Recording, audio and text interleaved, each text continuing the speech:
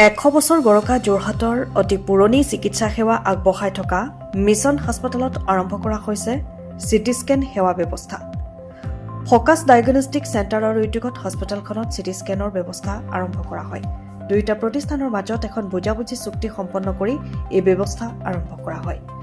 এই উপলক্ষে অনুষ্ঠিত এক উদ্বোধনী অনুষ্ঠানত বহুকেইজন জ্যেষ্ঠ চিকিৎসক আৰু বিভিন্ন ক্ষেত্ৰৰ বিশিষ্ট ব্যক্তিসকল উপস্থিত থাকে।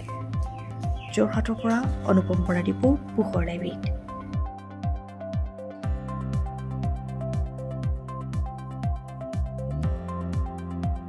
সেইটো মই আচলতে এইটো ইয়াত যোৰহাটৰ প্ৰথম আইচিইউ খোলাৰ পৰা 20 বছৰৰ পৰা আছোঁ। তেতিয়াৰ পৰাই মই এই অসুবিধাটোৰ সন্মুখীন হৈ আছিলোঁ। সেইকাৰণে আমি বহুত বছৰৰ পৰা এইটো ষ্ট্ৰেছ দি আছিলোঁ যে কি প্ৰকাৰে আমি চিটি স্কেন এটা লাগে, কাৰণ আমাৰ ইয়াত যথেষ্ট পেচেণ্ট, চিৰিয়াছ পেচেণ্টে আটাইতকৈ বেছি থাকে আৰু 80% ৰাতি বা অড টাইমত চিৰিয়াছ ৰোগী আহে, যাক ইমিডিয়েটলি চিটি স্কেন বা বেলেগ ইণ্টাৰভেনশ্যন লাগে। সেইকাৰণে আমি সেইটো বহুত অসুবিধা পাই আছিলোঁ। আমি ভেণ্টিলেটৰ লগাই, অক্সিজেন লগাই বাহিৰত চিটি স্কেন কৰাৰ। সেইটো কাৰণে আমি এই লাষ্ট 3-4 বছৰ প্ৰচেষ্টা অব্যাহত ৰাখিছোঁ, কিবা এটা কৰিব লাগে। আমি ধন্যবাদ জনাইছোঁ ফকাছৰ সকলো কৰ্মকৰ্তাক, বৰ্ড অফ ডাইৰেক্টৰ্ছ, যে তেওঁলোকে আমাৰ অসুবিধাটো বুজি পাই এখন MIU চাইন কৰি যে এটা চিটি দিছে।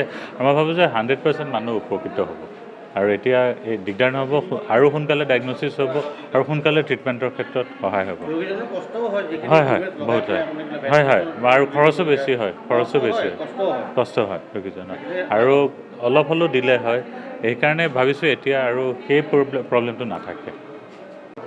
আমি আগৰ পৰাই ভাবি আছিলোঁ যে মিছন হস্পিটেলখন আমাৰ উত্তৰ পূৰ্বাঞ্চলৰ যোৰহাটৰে নহয়, এখন অতিকৈ পুৰণি হস্পিটেল, যিখন হস্পিটেলত বিভিন্ন ধৰণৰ চিকিৎসা কৰা হয় আৰু উত্তৰ পূৰ্বাঞ্চলৰ, বিশেষকৈ উজনি অসমৰ যোৰহাটৰ উপকণ্ঠ অঞ্চলৰ বিভিন্ন ৰাইজে ইয়াত চিকিৎসা কৰে। আমি বহুত সময়ত অসুবিধা পাওঁ যে যদি এজন পেচেণ্ট আহে ক'ৰবাৰ পৰা ছাডেনলি আহিলে, চিটি স্কেন এখন কৰি পেলাই বেমাৰটো ডায়েগন'চিছ কৰি লগে লগে ট্ৰিটমেণ্ট দিবলৈ আমি কেতিয়াবা অপাৰগ হওঁ।